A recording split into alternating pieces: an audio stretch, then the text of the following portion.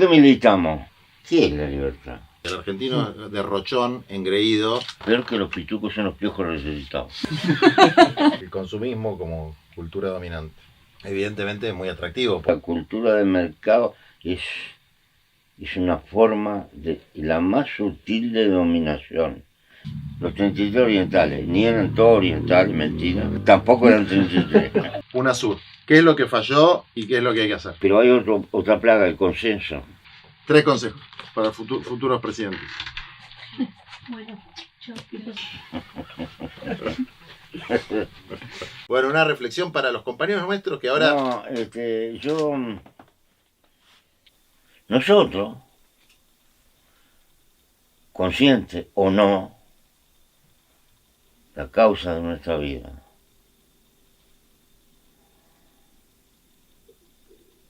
es luchar con la idea de contribuir a crear una realidad social mejor que en la que hemos nacido. Creemos que los humanos podemos influir. Entonces tenemos un objetivo para vivir, una causa para vivir. ¿Por qué militamos? Militamos porque empieza por una sensación de solidaridad con lo desvalido, con el dolor, con la empatía humana. Primero sentimos, después racionalizamos y creamos un andamiaje de ideas, pero que en coherencia con esa empatía que tenemos con la suerte de la gente. Y eso lo transformamos en nuestra causa. Pero vivimos una vida enredada porque somos terreno en disputa. Porque esta etapa de la sociedad capitalista necesita que seamos contribuyentes. Tenemos que ser consumidores por encima de todas las cosas. Y compradores. Y si es posible deber, siempre. Porque si debemos tenemos que pagar y tenemos que salir a trabajar para generar recursos para pagar. Y eso crea las condiciones para acumular plata. Es una cultura coherente con la acumulación. Pero no es una cultura que se siembra en el campo de las ideas. Es una cultura que se siembra en el campo de las emociones. Dominan nuestras emociones. Y tratan de incentivarlas. Hay un derroche de recursos de inteligencia, de el dominio sobre la subjetividad de las masas para venderle cosas. Estamos con un bombardeo así, permanente. La cultura es un elemento, la cultura de mercado es una forma la más sutil de dominación, más importante que un ejército, que una policía, que los sistemas de derecho, porque está dentro de nuestra casa, está dentro de nuestra forma de movernos, y es la más difícil de liberarnos. Era muchacho porque alguna vez fui joven. Voy a los Monosov allá, en la época de Nikita Khrushchev. Y habían salido acá en el Río de la Plata unas camisas de nylon Porex, se llamaban. Eran insoportables. Pero eran modernas, era lo que era, ¿no? Los pobres muchachos soviéticos nunca habían visto. Estaban enamorados de que nos querían comprar la camisa. Y estos pelotudos no se daban cuenta de lo que tenía. Una piecita con una cantora, un baño, con 2 camitas para estudiar. Rentado. ¿Te das cuenta? No se daban cuenta de lo que tenían. Y nos querían comprar las camisas. El papel de la cultura, si no cambia la cultura, en el fondo no cambia nada. Y la batalla de la cultura es la más importante en el largo plazo. 2 preguntas. El consumismo como cultura dominante. ¿Sí? Evidentemente muy atractivo porque... Es terriblemente atractivo pero tiene un precio. Entonces, ¿el antídoto cuál es? Está acá. porque es la manera de salvaguardar libertad. ¿Qué es la libertad? Es tener tiempo libre de tu humanidad para gastarlo en lo que se te cante. Pero si vos contraes un compromiso económico, hijo de las necesidades, no sos libre. Mientras estás peleando para cubrir tus necesidades, estás sometido a la ley más cruel que hay, que es la ley de la necesidad. Y el capitalismo en esta etapa, ¿en qué se basa? En crearte nuevas y ineludibles necesidades. Y es una manera de tenerte sometido. Entonces, el aprender a vivir con sobriedad no es... no se trata de hacer pobrismo o crear una cultura de la pobreza. El problema es que aprender a ser sobrio es garantizarte tiempo para lo que a ti te motiva en la vida. Porque si no, no te queda tiempo. La libertad es tiempo humano gastado al compás de su propia voluntad, no es la voluntad ajena. Porque si la tengo que ir a ayudar para pagar cuentas porque contra ellos, ahí mierda voy a ser libre. Soy libre cuando hago, si a mí me gusta pescar, me voy a pescar y estoy 4 horas colando agua al pedo, pero a mí me gusta. Eso es ser libre. Pero cuando tengo que ir a ayudarla y a soportar a otro que me está chupando la sangre y esto y el otro, y multiplicar la cantidad de horas porque tengo que pagar cuotas y esto, a la mierda. Yo no hago apología que la gente tenga que vivir abajo una chapa de cine, pero creo que cuando te aseguraste lo básico, pará, no te vuelvas loco. Y como a nivel, lo estábamos hablando antes, pero me gustaría que lo escuchen los compañeros, porque eso tiene un aspecto cultural, ideológico, espiritual, sí, claro. Pero también hay una derivación en términos de gobierno de eso, que es si se permite o no se permite la importación de productos de lujo, la importación de productos típicos del consumismo y de la inundación de mercancías innecesarias que crean nuevas necesidades, o se adopta una posición... En las sociedades actuales no lo podés parar porque tenés lío. Pero lo que vos tenés la política fiscal y los impuestos. No podés tratar, no podés tratar la harina, los fideos con el mismo criterio que tenés que tratar los autos de lujo. Ah, querés lujo, bueno, pero te va a sangrar. No tenés otra, me parece.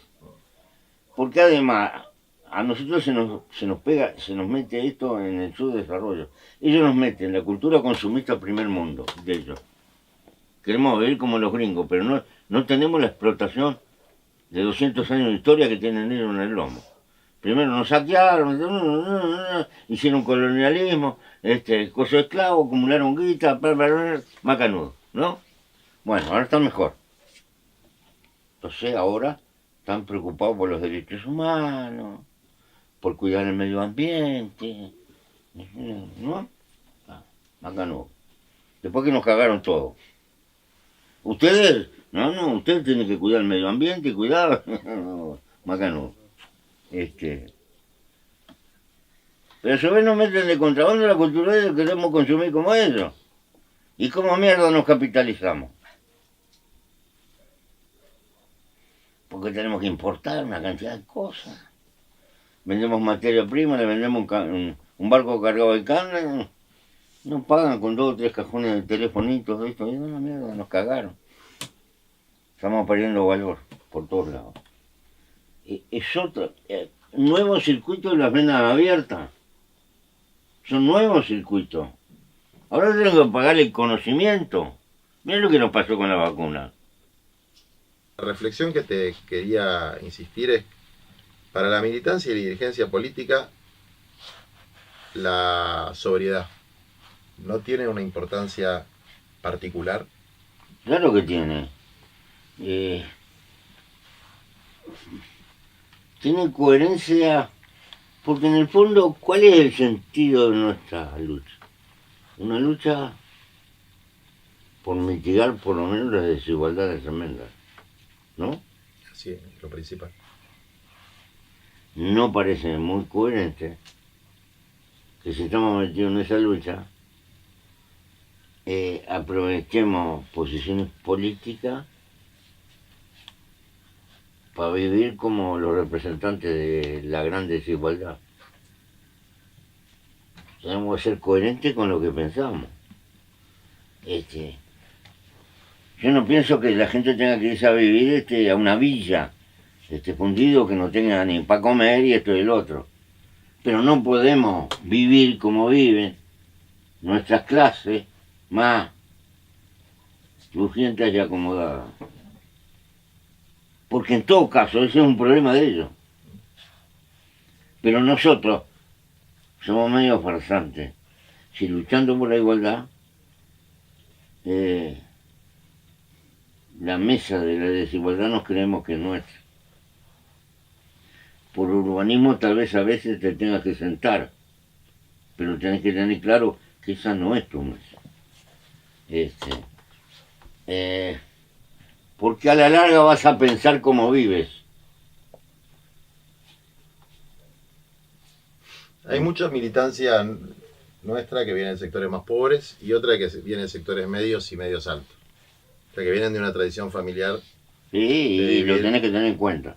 Bien. Y no le puedes pedir peras al olmo.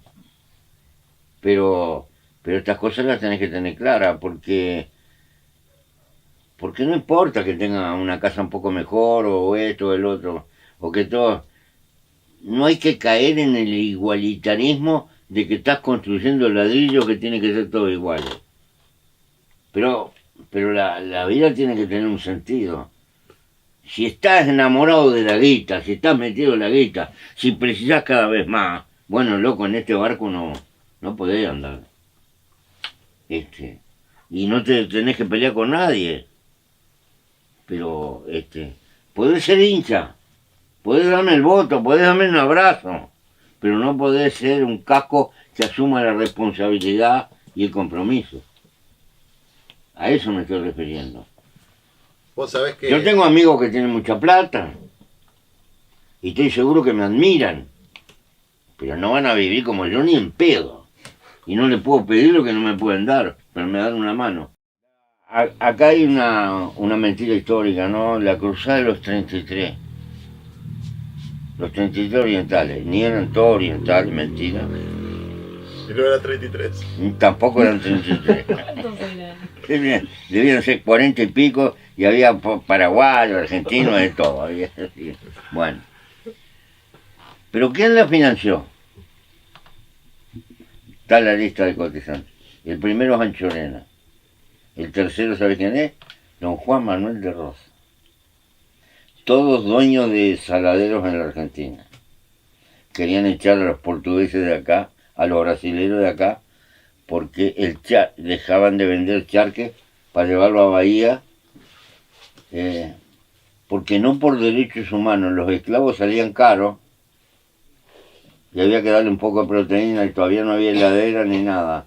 Y la proteína era carne salada que llevaban de acá. Pero si ocupaban la banda oriental no les compraban a ellos.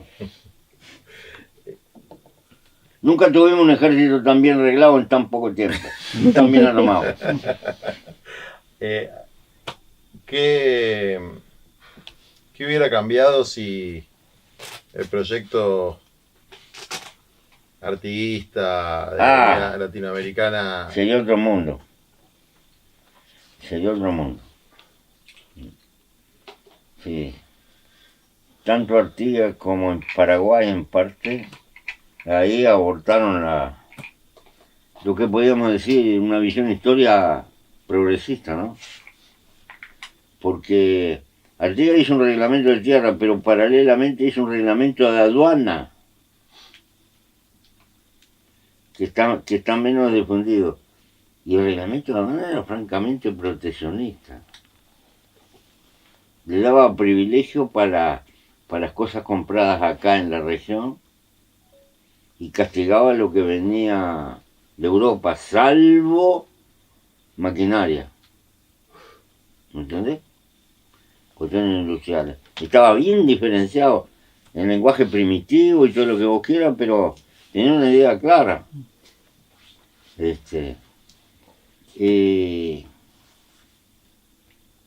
¿Por qué pensás que se atomizó todo lo que fue el virreinato del Río de la Plata y antes el virreinato de Perú, toda nuestra zona? Porque la independencia política de los latinoamericanos se da en el mismo momento que se organiza el mercado mundial al arrancar la sociedad industrial en el Canal de la Mancha. No es casual que todas las capitales están en los puertos. El grueso de las capitales están en los puertos. Y vos mirás el mapa de Europa y vas a ver que las capitales están en el medio. Madrid, París, Berlín, Roma, Moscú. Salvo Londres que una isla. ¿Y qué pasó? Era más importante la comunicación con el puerto. Mirá, hay un discurso de Thiers en el Parlamento del país en plena Guerra Grande acá. Nuestra querida colonia de Montevideo, que consume más vino que todo nuestro imperio de ultramar. Venía el vino de Francia, lo bajaban en Montevideo, lo contrabandeaban para todos lados. Acá, en la región. ¿Te das cuenta? Esa es nuestra historia. ¿Por qué los norteamericanos lograron mantener su continentalidad, toda la continentalidad bioceánica y nosotros la perdimos? No, la conquistaron. Opo, pará. Y la arruinaron. Pará. Primero, nosotros somos descendientes de dos países feudales que salieron a colonizar.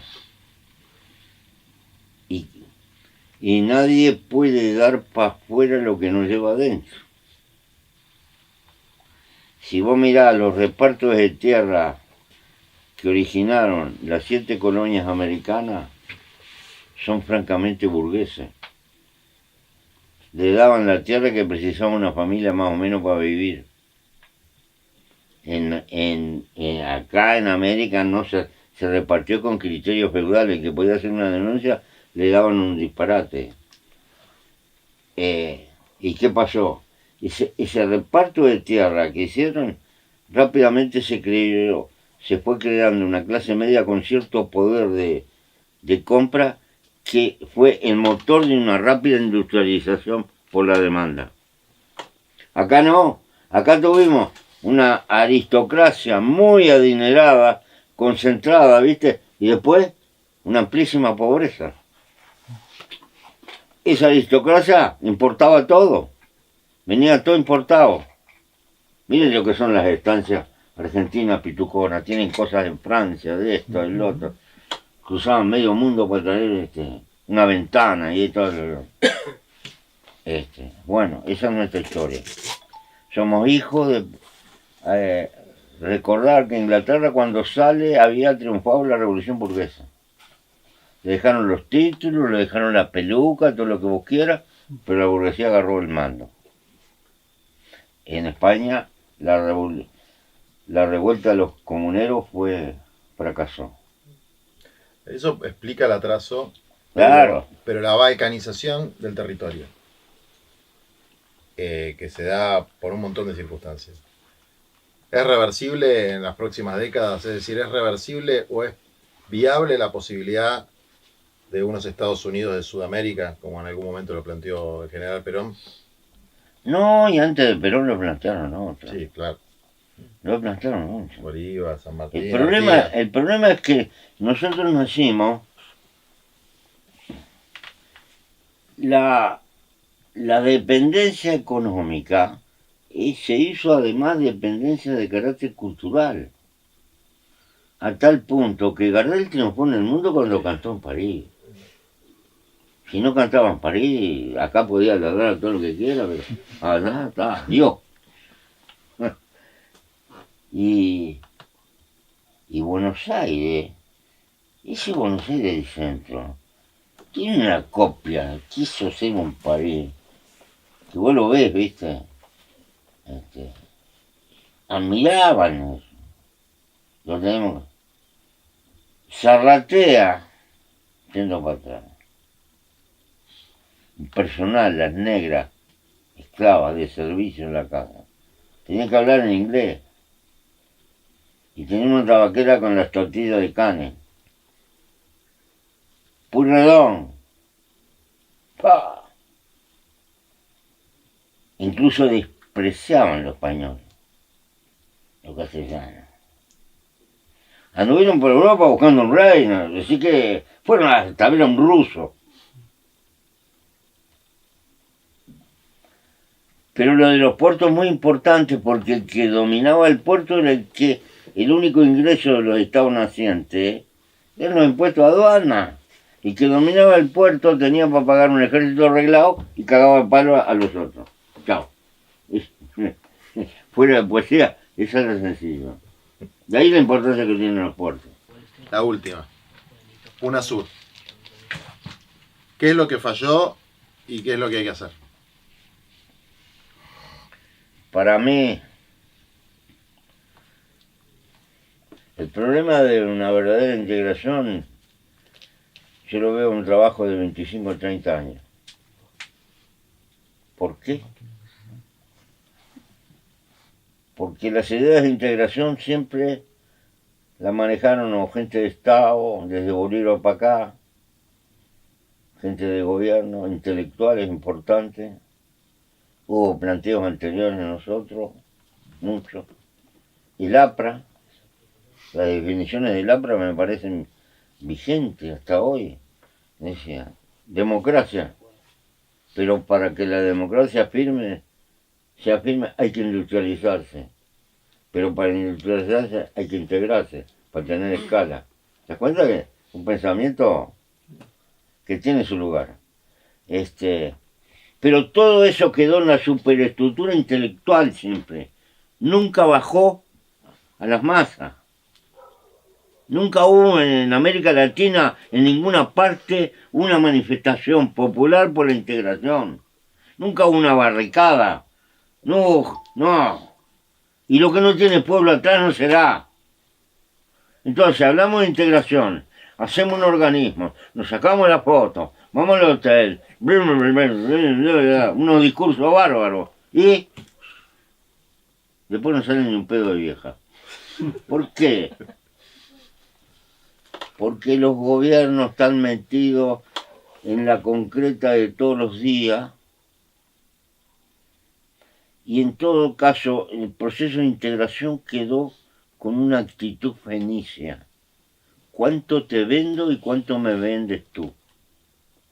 Esto no quiere decir que el comercio no tenga importancia, pero la integración es una cosa que supone la creación de un nosotros más grande, de una verdadera cultura. Entonces, yo creo que necesitamos meter en las presidencias un tipo militante que se dedique a mover la burocracia. Si hay un problema de salud, juntar los servicios de salud con los vecinos para tratar de arreglarlo, empalmar las energías eléctricas, hacer un montón de cosas chicas, los documentos, el comercio. La convalidación de los títulos, habíamos hablado. La cuestión de los títulos, hay un montón de cosas. Y hay que luchar por algunas cosas, que son simbólicas. Porque estamos lidiando con seres humanos. ¿Y qué somos los sapiens? Los sapiens precisamos símbolos. ¿Para qué inventamos los signos? ¿Por qué tenemos bandera? ¿Por qué tenemos fecha? ¿Qué es una bandera? Un trapo. Sin embargo, depositamos en ese símbolo un montón de cosas. ¿Por qué? Porque necesitamos educar a nuestros niños. Tenemos que tener una fecha que no... Yo pensé en el Ayacucho o algo de eso, pero acá en América tenemos el problema que podemos pisar los callos, ¿viste? Hay que buscar una cosa nueva. Entonces pensé en el Día de la Amazonia. Porque además le damos una cachetada al mundo. Y no nos lo ponen de afuera. ¿Para luchar por qué? Para que ese día todas las escuelas de América Latina hablen de la comunidad latinoamericana, de nuestra historia. Y tener un himno, y tener una bandera. ¿Para qué? Para ir creando eso. Porque en definitiva, ¿cómo se hicieron los países? ¿Por qué mierda cuando se funda un país, lo primero tenemos un himno, tenemos una bandera y somos locos? No, funcionamos así. Hasta los cuadros de fútbol tienen una bandera. Bueno, el Ayacucho no es mala, porque el año que viene se cumplen 200 años de... Sí, pero tenemos el mundo portugués. Es cierto. No, la Amazonia está buena. Y la Amazonia, la sequía que se comieron en la Argentina y que nos comimos acá, es un coletazo de lo que está pasando en la Amazonia. Nos jugamos la vida con la Amazonia. Pero puede ser otro, no sé. Pero tenemos que buscar algo. Pero no porque ese algo nos va a resolver. Es algo como instrumento de educar a las nuevas generaciones. Tener un símbolo. Porque si no logramos que estas cosas vayan encarnando en el pueblo, no están aseguradas. Y no puede ser de izquierda, ni de derecha. Porque si no, cuando gana la derecha nos tira abajo todo lo que hicimos. Tenemos que tratar de ser inclusivos, porque es una cuestión de largo plazo. Pero ¿por qué tenemos que juntarnos para defendernos? Así como que debimos haber hecho con la pandemia. Debemos haber tenido una política común y hablar con las farmacéuticas, decir, si no nos pasan la fórmula para hacer vacuna nosotros, no entran más a vender en América Latina. Pero eso tenía que ser una posición del continente. Ni siquiera hablábamos por teléfono entre los gobiernos, una cosa que cada cual salió como desesperado a tratar de arreglar el problema él. Y así no tenemos fuerza internacionalmente. Y hay un montón de cosas que son así. Tenemos que acostumbrarnos a intentar, cuando hay que ir a cualquier organismo internacional, hablar entre nosotros y a veces podemos llevar una posición común. Donde hay un candidato latinoamericano para algún puesto internacional, lo tenemos que respaldar. Y no andar cagueteándole a los otros. A veces nos pisamos los callos entre nosotros. ¿Te das cuenta? Que no puede ser. Nada de eso es integrarse. Pero empezamos a crear las condiciones. Yo estoy metido en esa lucha, tratar de convencer a los viejos presidentes y trato de llevarme lo mejor que pueda con todo. Pero hay otra plaga, el consenso. En América Latina hemos estado peleados por el consenso. A UNASUR le hicimos pelota por el consenso. Porque Venezuela no bancaba el que teníamos el candidato para poner y se fue la mierda. ¿Cuál era el candidato? El de Surinam. Ah, el de Surinam. Pues se habían peleado. Estaban peleados, ¿viste? Entonces nos quedamos sin nada. Somos todos sub-40. Y por ahí ganamos las elecciones. Y tenemos la presidencia. Me toca a mí, por ahí ser presidente. 3 consejos para futuros presidentes. Bueno, chao, que te vaya lindo en el viaje. Bueno, gracias.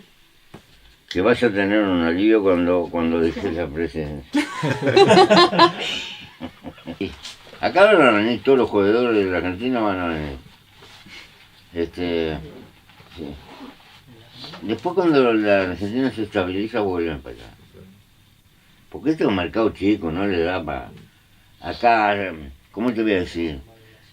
Si quieren hacer una joda, acá no pueden hacer ninguna joda grande, porque acá no hay nada grande. ¿Entendés? Y se ve todo, porque... Y se ve todo. Claro, es como un bosquecito raro.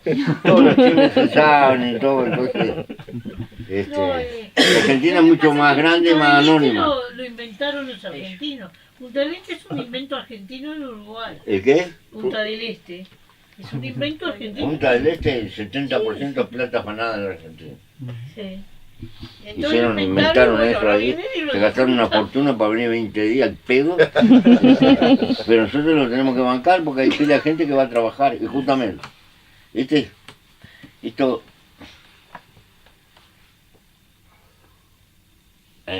hay una parte de Argentina, y una parte del Gran Buenos Aires acomodado ese, que es realmente insoportable. Y los uruguayos van a trabajar ahí, y porque tienen que trabajar, los tienen que bancar, ¿viste? Entonces, pero después son un pelotazo en contra, porque le toman bronca a los argentinos. Los argentinos, los que estamos acostumbrados a caminar por la Argentina, que andamos por la provincia, son macanudos. Pero hay un casquito de gente agrandada ahí, ¿no? Que son insoportables, y como estos tienen que ir a trabajar de sirviento, de peón y todo. Después de parrama, ¿sabes cómo? Oh. Hacen una fama en la Argentina que no tiene que. Y son esos pitucos que vienen ahí. Y hay pitucos, pero peor que los pitucos son los piojos resucitados. Los que estaban abajo subieron para arriba y escalaron, ¡pah! Esos son peores todavía. Son mejores los que son pitucos de sangre, ¿viste?